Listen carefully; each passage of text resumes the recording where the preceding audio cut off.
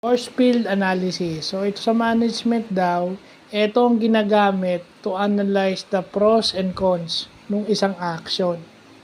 So, sa diagram natin, ayan, yung pros is yung driving force at yung consequence o yung cons is yung restraining force. So, ibig sabihin, yung mga forces na yung nagbabanggaan para hindi maging equilibrium o hindi maging balance, di ba?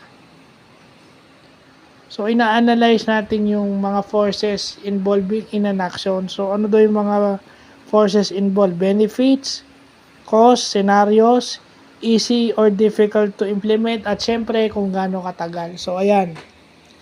So, importante pala yan. Pwede nating ilagay yung mga forces na to sa restraining force at saka sa driving force. Yan ang bagong technique na napag-aralan natin. Although siguro yung iba, yung mga itatag ko, alam na to.